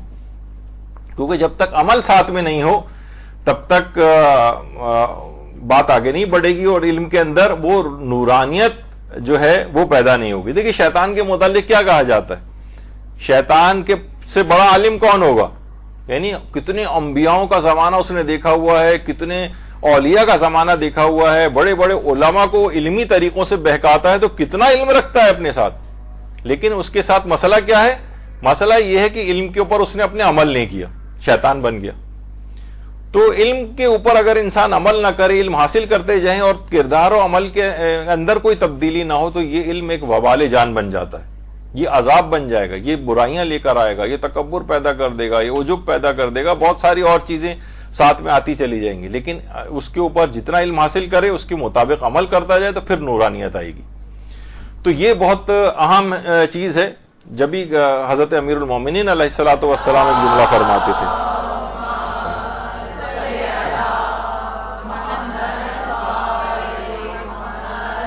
وہ فرماتے تھے علم جو ہے وہ عمل کو آواز دیتا ہے. اگر وہ عمل کو حاضر پاتا ہے تو رک جاتا ہے ورنہ رخصت ہو جاتا ہے. یعنی علم عمل کو آواز دیتا ہے، اگر عمل موجود ہوتا ہے وہاں پر، عمل کو اگر وہ حاضر پاتا ہے تو علم رک جاتا ہے ورنہ رخصت ہو جاتا ہے. یعنی اگر آپ نے عمل نہیں کیا تو علم بھی آپ بھلا دیں گی، یہ ضائع ہو جائے گا. ساری زندگی کی جتنی محنتیں وہ بھی سب ضائع ہو جاتی ہیں. کتنا تحصیل علم میں آدمی وقت لگاتا ہے لیکن اس کے مطابق عمل نہیں کرتا جائے گا تو فراموشی اور نسیان بڑھتا جائے گا، وہ علم سب غائب ہو جائے گا. عمل کرتے جائیں گے تو وہ اس کے اندر ایک نورانیت ہوگی اور وہ اندر اپنی جڑیں مضبوط کرے گا. اور علم میں ایک اور بات بھی یہ ہے کہ عیش پرستی سے انسان اپنے آپ کو، جتنے عیش و عشرت، تن آسانی، سہولیات، اس کی تلاش میں رہے گا. یعنی حقیقتاً ہم دیکھتے ہیں کبھی جیسے زیارات یا حج وغیرہ کا سلسلہ بھی ہوتا ہے تو اکثر جو ہمارے گروپ کے جو عالم دین ہوتے ہیں ان سے میں ذکر کرتا ہوں کہ جو پہلے جو حج ہوا کرتے تھے جس میں ہم جاتے، جس میں سہولیات بہت کم ہوتی تھیں، جس میں بہت دور دور رہائش گاہیں ہوتی تھیں، ایک ایک کمرے کے اندر 15 20 آدمی رہتے تھے، وہ ہمیں روحانی اعتبار سے ان حجوں کے اندر زیادہ اب تک یاد آتے ہیں کہ ان کے اندر روحانیت زیادہ تھی. اب بڑے بڑے 5 اسٹار اور 7 اسٹار ہوٹلز کے اندر ٹھہرنا اور ایئر کنڈیشن بسوں کے اندر سفر، اس میں بسوں میں چھتوں پہ بیٹھ کے جا رہے ہیں، لٹک کے جا رہے ہیں، اور کس طرح سے وہ اس کے اندر تو علم جو کے ساتھ بھی یہ مسئلہ ہے کہ عیش کوشی، یہ تو ایک ایسی سمبولک ایک آپ کے سامنے ایک تصویر جو جس کو کہا جاتا ہے کہ حکونا مٹاٹا لائف سٹائل جو کہلاتا ہے. یعنی ہر بس ایک عیش و آرام کے اندر بس اسی کے اندر ہی کچھ برگردانی آپ نے کر لی, موبائل فون میں سے لیٹے لیٹے کوئی کلپ سن لیا بس خالی, یعنی اس کے اندر کوئی محنت نہیں کرنی پڑ رہی, آپ کو کوئی جاں فشانی نہیں کرنی پڑ رہی, تو اس کے اندر بھی برکت اور نورانیت ختم ہو جاتی. کچھ محنت کرنی پڑے گی, کچھ جان لگانی پڑے گی, نامساعد حالات برداشت کرنے پڑیں گے. یہاں ہر وقت اگر انسان اس کوشش میں رہے کہ بس مجھے ایئر کنڈیشنڈ اور جناب بہترین جو ہے وہ ایٹماسفیئر اس کا چاہیے پڑھنے کے لیے, تو اس میں کوئی خاص ایسی پڑھائی نہیں ہوتی جب تک کہ مشقت میں انسان نہ پڑھے. بلکہ میں اکثر وہ سناتا بھی ہوں, یہاں پہ ایک مدرسہ کھل بھی چکا ہے یہاں, ابھی تو نہیں, خیر کافی ہمارے مولانا شہریار عابدی بھی اس مدرسے کے اندر جو ہے وہ پڑھ چکے ہیں. اکثر وہاں کے حالات سناتے ہیں کہ انہوں نے اس کو آئیڈیل مدرسہ ظاہری اعتبار سے بھی بنانے کی کوشش کی تھی, جس میں طالب علموں کو سہولیات کہ جناب وہ ہاسٹل تھا اور صبح اٹھتے ہی ان کو جو ہے بیڈ ٹی دی جاتی تھی, اور اس کے بعد بادام اور پتہ نہیں کون سی چیزیں کھلائی جاتی تھیں ان کو, اور ہر طرح کی سہولیات ان کو کھانے پینے کے اعتبار سے وہ. لیکن کیا ہے کہ وہ چند سالوں کے اندر ہی وہ مدرسہ بند ہو گیا. طالب علم یعنی اگر وہ عیش پرستی اور اس کے اندر اگر پڑ جائے اور تھوڑا سی بھی سختی اس کو برداشت نہ کرنی پڑے, تو وہ بھی علم کی نورانیت ایک اس سے رخصت ہو جاتی. تو کوشش کریں کہ محنت و مشقت کے ساتھ جو ہے علم حاصل کریں. شہید قدوسی بہت بڑے عالم تھے جو بعد میں شہید بھی ہوئے, اور ان کی جو ہے وہ تصویر. تو محنت مشقت کے ساتھ یہ تمام چیزیں ہونی چاہیے, کیونکہ ہم یہ دیکھتے ہیں کہ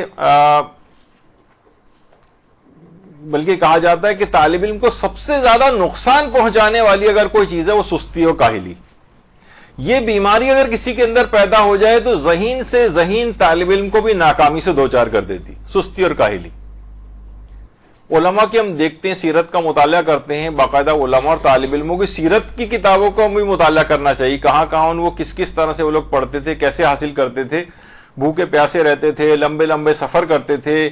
طالب علموں کے متعلق کہا جاتا ہے کہ قبرستانوں میں سوتے تھے. ایک عالم دین نے نجف میں کچھ عرصے پہلے ایک مدرسہ بھی بنایا, تو خود جب وہ بنا رہے تھے وہاں, تو وہ کہتے تھے کہ وہاں حالات ایسے نہیں ہیں عراق میں ظاہر ہے, تو کچھ طالب علم ایسے تھے جو مختلف مقبروں میں جا کر قبرستانوں میں سوتے تھے, کوئی جگہ ہی نہیں ہے. اور تو یہ کیا ہے کہ یہ مشقت کے ساتھ جو ہے نا علم دین کو حاصل کرنا, رات بھر جاگنا. جو ہمارے عالم انتقال کر گئے علامہ ذیشان نظر جوادی, ان کے کلاس فیلوز اور جو اور علماء ہیں وہ بتاتے ہیں کہ کبھی ان کے کمرے کی لائٹ ہم نے بند نہیں دیکھی, لگتا ہی نہیں. پوری رات بیٹھ کے ترجمے کرتے تھے, پھر اپنے صبح جو درس شروع ہوتے تھے تو ان درسوں میں آ جاتے تھے, اور شام تک اس میں مصروف رہتے تھے, پھر جا کر لکھنا شروع کر دیتے تھے, پھر پوری رات لائٹ جل رہی. کب سوتے تھے آخر؟ تو اپنے اس تمام ٹائم پیریڈ کو انہوں نے اتنی محنت اور مشقت کے ساتھ گزارا. ہمارے سرپرست اعلیٰ مولانا غلام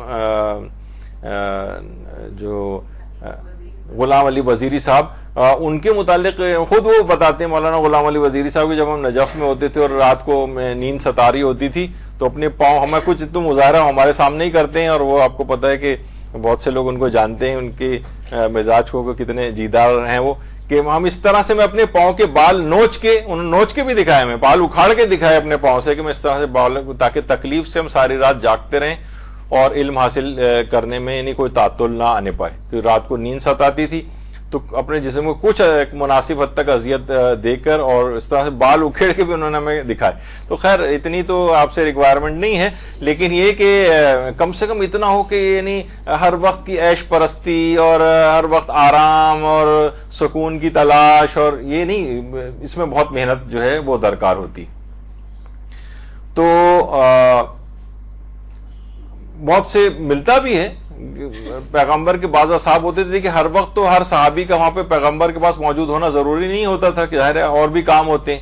تو اگر ان کا کوئی درس مس ہو جاتا تھا, کیونکہ پیغمبر کی تو ہر نشست درسی ہوتی تھی, مسجد نبوی ہے تو پیغمبر خطاب کر رہے ہیں, اور جہاں پہ بھی موجود ہیں تو وہاں تعلیمات کو بیان کر رہے ہیں, تو کبھی ان سے مس ہو جاتی تھی کوئی ایک لحاظ سے, جسے ہم اپنی زبان میں کہیں کلاس پیغمبر کی, تو وہ اصحاب جو اس کلاس میں شریک ہوتے تھے, وہ اصحاب ان جیسے عبداللہ ابن عباس کے متعلق ملتا ہے کہ کبھی مس ہو جاتی ان سے وہ کلاس, تو وہ ان اصحاب کے گھروں کے باہر جا کر بیٹھ جاتے تھے, یا ان کے گھر جاتے تھے, معلوم ابھی گھر پر نہیں ہیں, تو انتظار کے لیے باہر گھنٹوں بیٹھے رہتے تھے، یا میں کہ وہ سو رہے ہیں تو جب تک وہ سو کر اٹھ نہ جائیں وہیں چادر بچھا کر بیٹھ جاتے تھے کہ جب اٹھیں گے تو میں ان سے وہ تمام چیزیں حاصل کروں گا کہ جو پیغمبر نے آج اپنی درس میں ارشاد فرمائی۔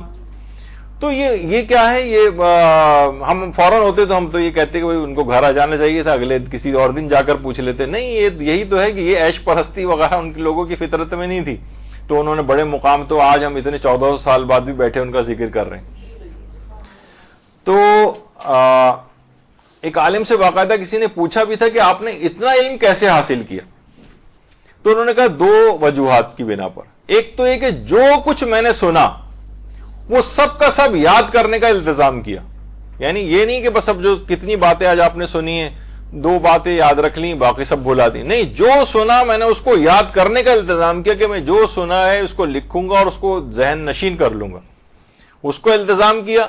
اور فرماتے ہیں طلب علم کے لیے جتنا سفر کرنا ضروری تھا وہ سب میں نے اپنی زندگی میں وہ تمام سفر کیے۔ تو بہرحال یہ چیز ہے۔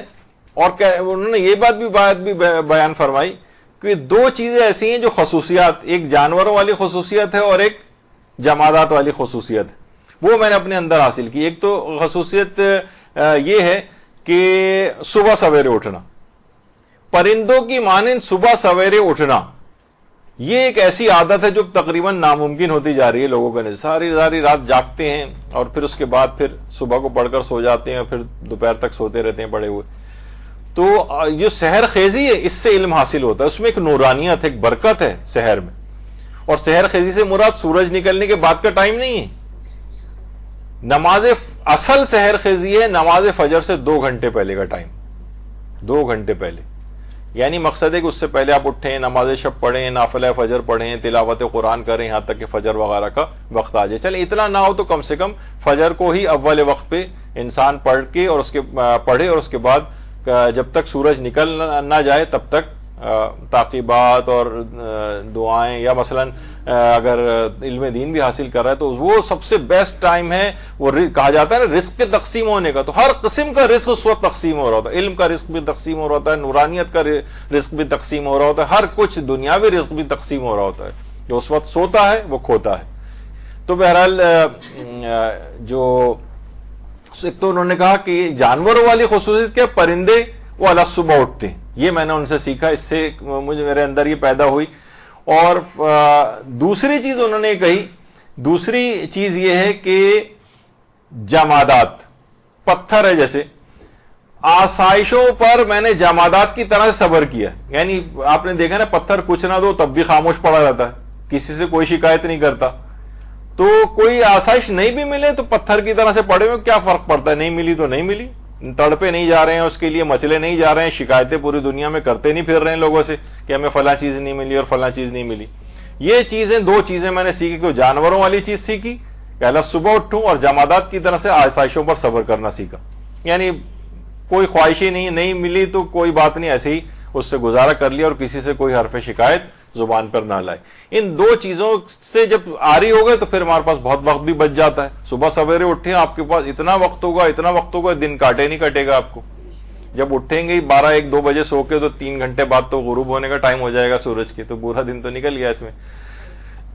تو یہ ایک چیز ہے، لیکن یہ کہ ابھی چیزیں تو اس کے اندر کافی ساری اور موجود تھیں، نورانیت علم کیسے پیدا کریں۔